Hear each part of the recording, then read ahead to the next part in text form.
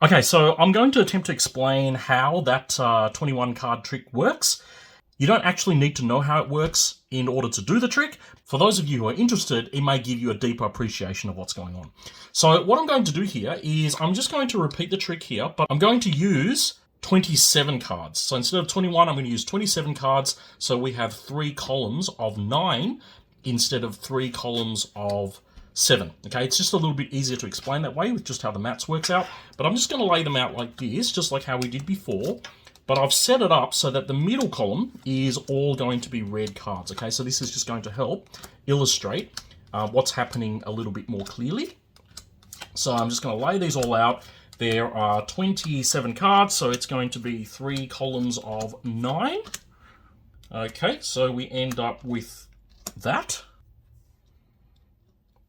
Okay, so at this point, we're going to ask the user to pick their card. So let's say they pick one of the red cards, okay? Well, they're going to pick one of the red cards. It could be any one they want. Let's just say they pick the 10, okay? The 10 of diamonds. We determine which column it's in, and we collect that column in the center, okay? So we know it's going to be the red column. It's going to be this one. So I'm just going to make sure that the red one goes in the center. Okay, so the red one goes into the center like that. And it's being sandwiched by the 2 black columns. Now notice what happens to the colors when we deal them out the second time, okay? So the first 9 cards are going to be black. The next 9 cards are going to be red. And actually, I'll show you at the top here.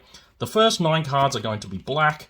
The next 9 cards are going to be red. And the last 9 cards are going to be black. But, so when we deal them out like this, in a horizontal manner, you'll see that the first 9 cards are going to be all black.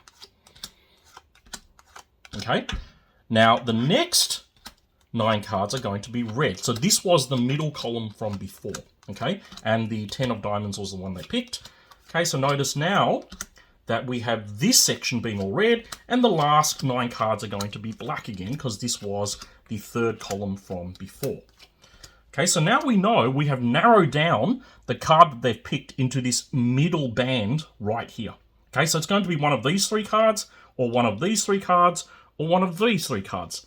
So this time, when we ask them which column it's in, they're obviously going to say the middle one again.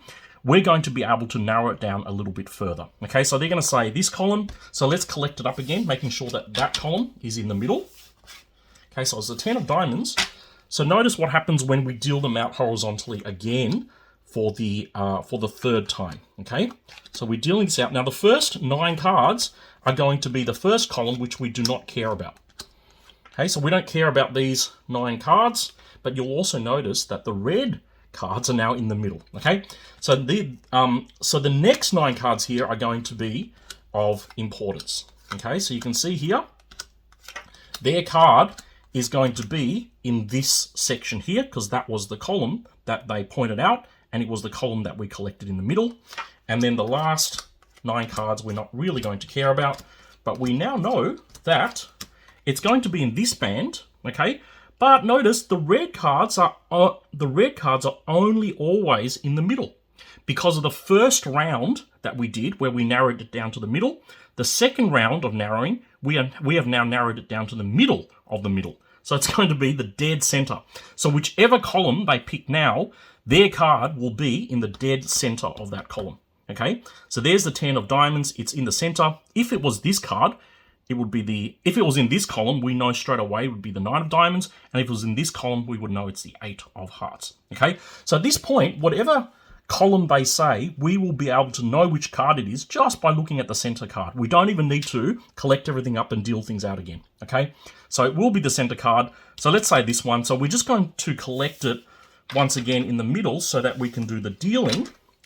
And in this case, because we've got 27 cards, the exact center of 27, the exact middle of 27 is going to be 14. So it will be the 14th card, okay?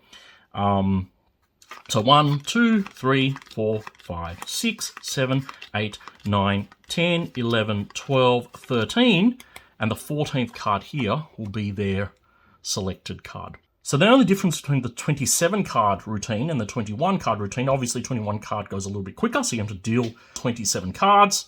But with the 21 card routine, it's not as equally spread out. It still works in the same principle. It's not as equally spread out in thirds, like the way that we saw with the 27 card version, but the principle remains exactly the same. When we get to the final round of dealing, we know that it's always going to be the center of whichever column they picked. So that's how the 21 or the 27 card trick works.